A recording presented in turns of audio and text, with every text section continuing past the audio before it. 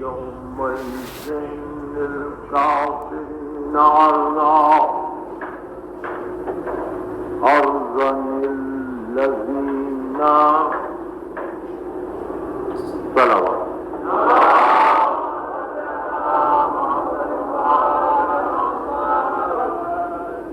سورہ زخرف کی اس آیت کو میں پرسوں کی مجلس میں تلاوت کر چکا تھا، مگر چونکہ آیت طویل ہے اس لیے چاہتا ہوں کہ ایک مرتبہ ترجمے کے ساتھ ہم اس کو آگے لے چلیں۔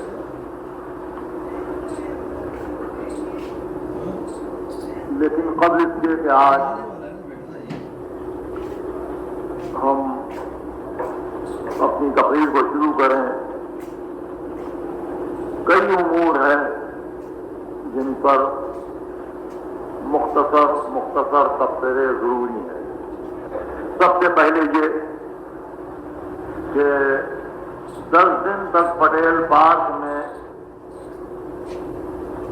نے نصاب دینیات پر گفتگو کی تھی۔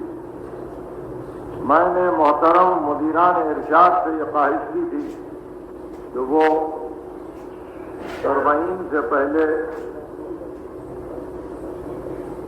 ارشاد کا دینیات نمبر شائع کر دیں، جہاں اس امر کو واضح کیا جائے کہ جداگانہ نصاب دینیات کی ضرورت کیوں دائی ہے۔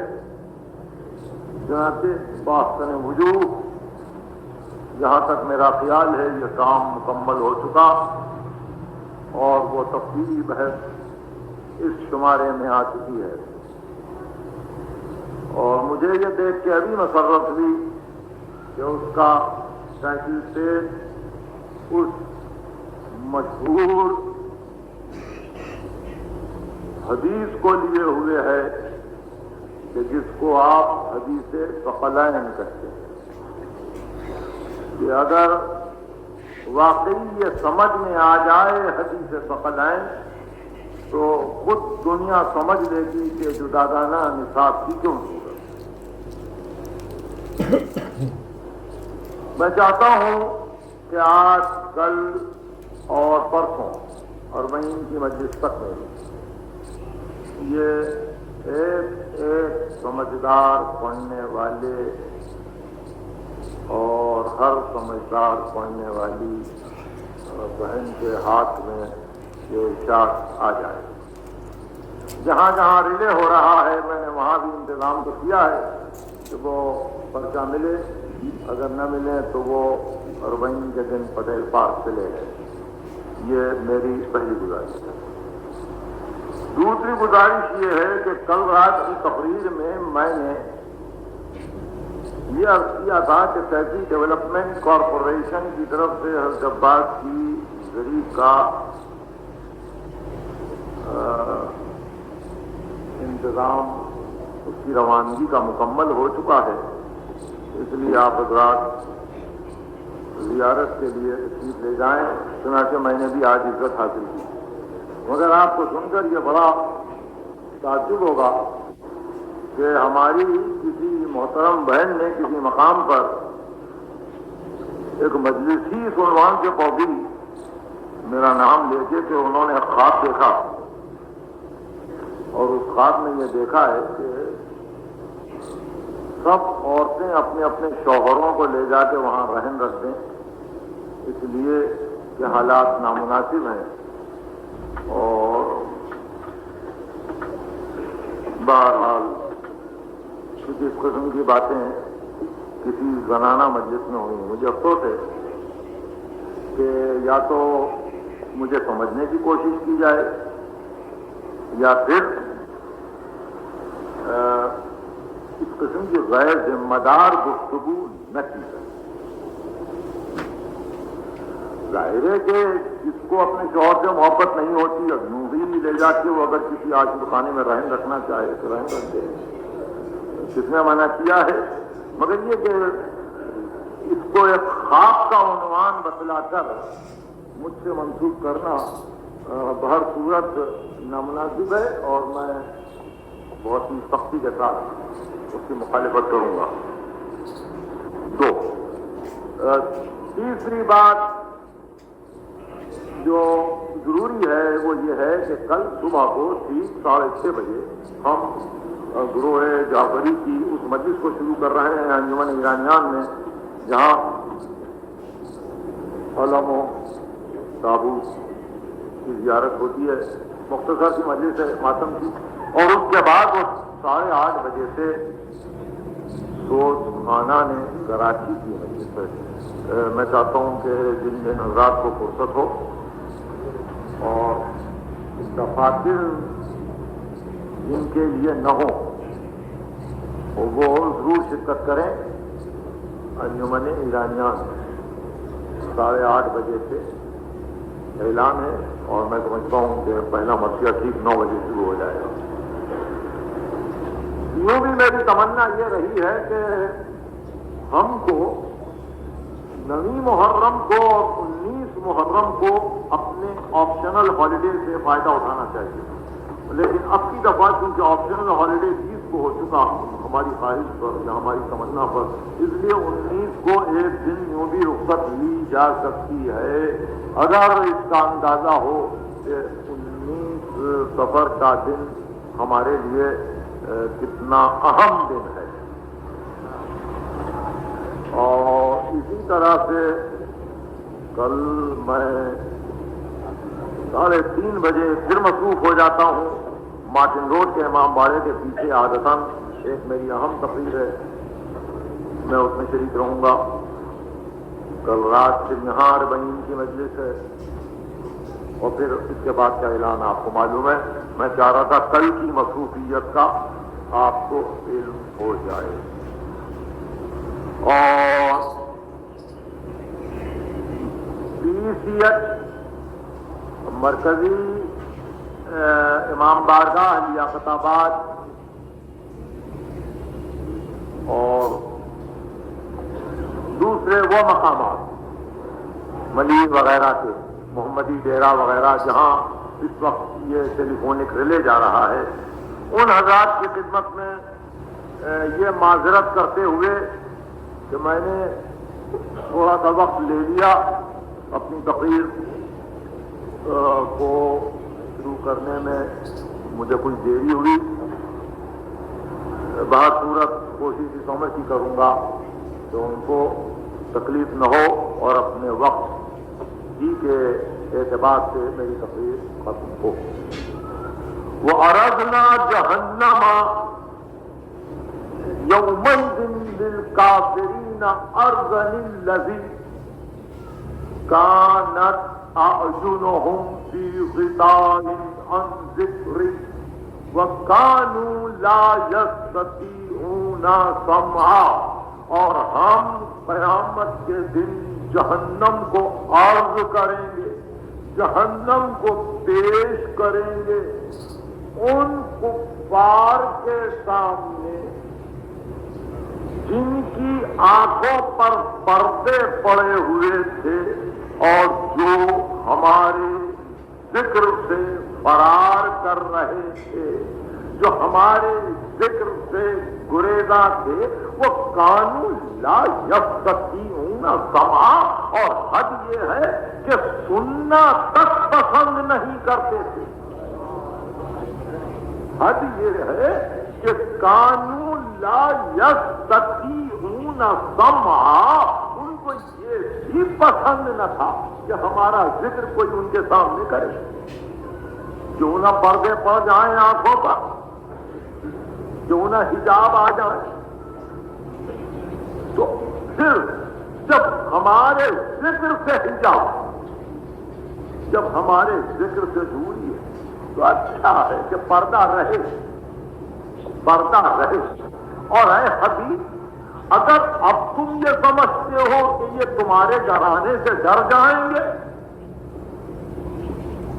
تو یہ سورہ زخرف کی آئے اور ادھر واپس جائیے اس منزل پر کہ جہاں سورہ یاسین میں بتلایا گیا وہ جعلنا من بین ایدیہم سدا ومن خلفہم سدا فاغشیناہم فہم لا یبصرون وسواء علیہم اانذرتہم ام لم تنذرہم لا یؤمنون انما تنذر من اتبع الذکر وخشی الرحمن بالغیب ڈرتا وہ ہے جو ذکر کی پیروی کرے.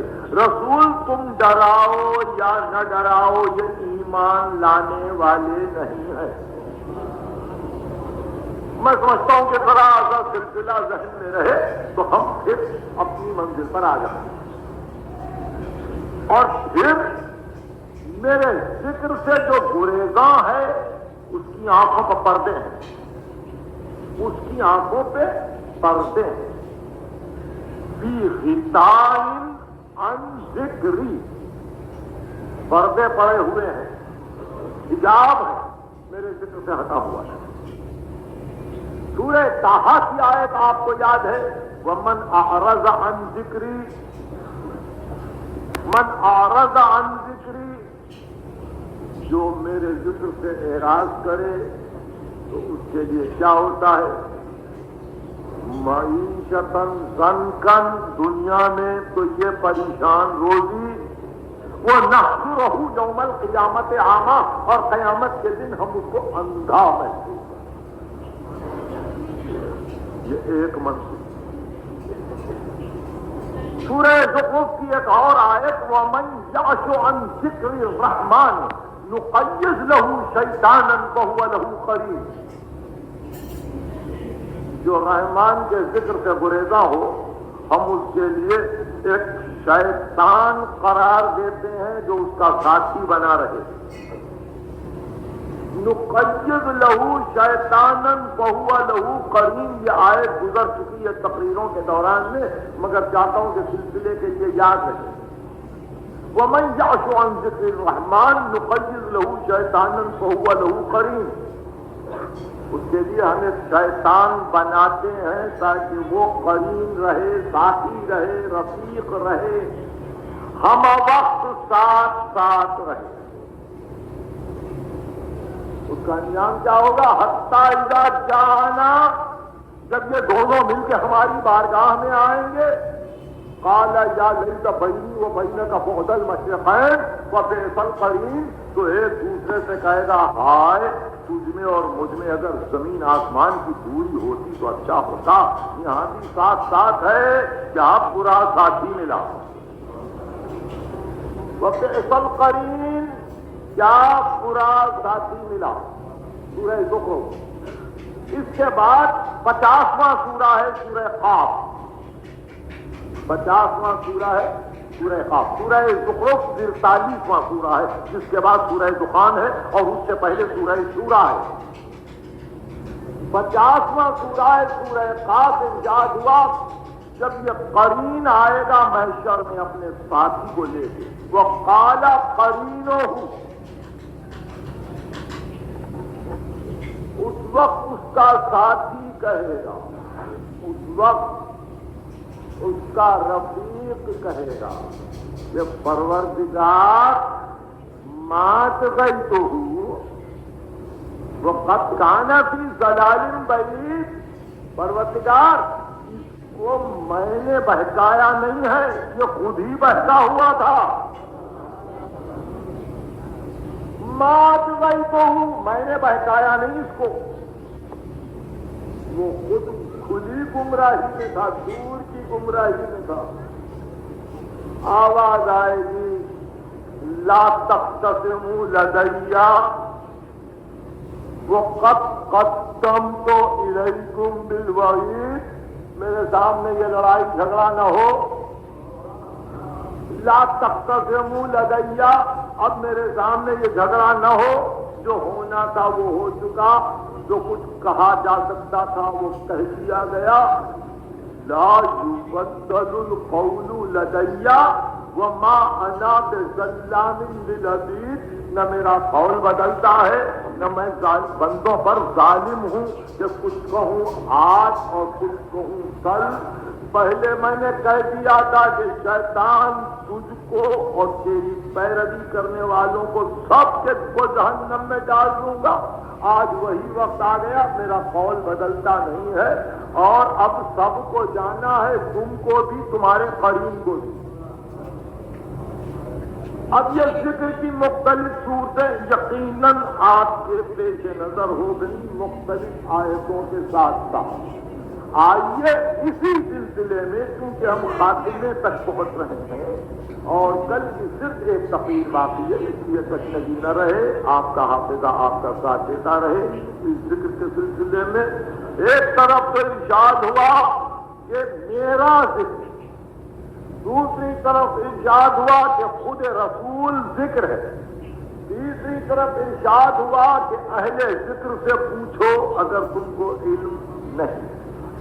اب آگے چل کر ارشاد ہوا لقد انزلنا الیکم کتابا فیہ ذکرکم افلا تعقلون، ہم نے تمہاری طرف ایک کتاب کو نازل کیا، اس میں تمہارا ذکر ہے، تمہارا۔ کیا تم عقل سے کام نہیں لوگے؟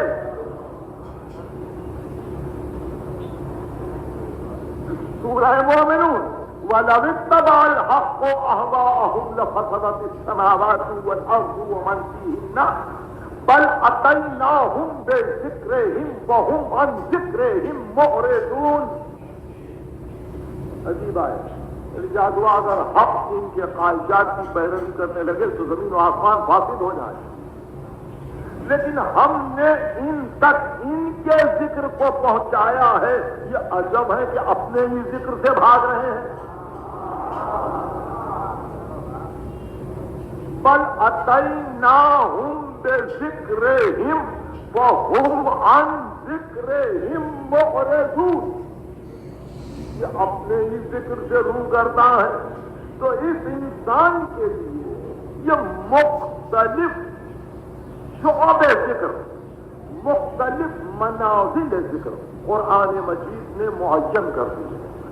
اللہ کا ذکر، رسول کا ذکر، اہل ذکر کا ذکر، بندگان مقرب کا ذکر، نزدیکی رکھنے والے بندوں کا ذکر، ان تمام مقامات کو سورہ صاد نے بیان کیا۔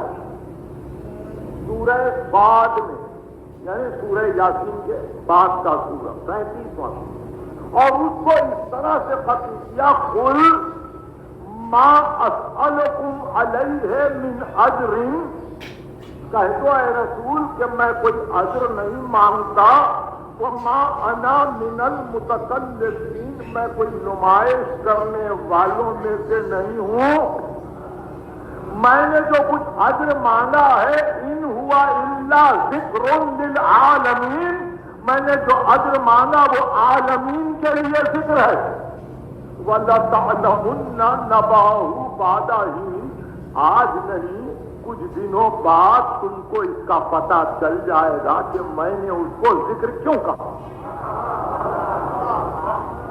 وَلَتَعْلَمُنَّ نَبَأَهُ بَعْدَ حِينٍ، کچھ دنوں کے بعد تم کو پتا چلے گا کہ یہ ذکر کیوں ہے، کہ یہ دماغ میں اب کنفیوژن نہ آئے، بالکل واضح ہوتی جائے ہر چیز۔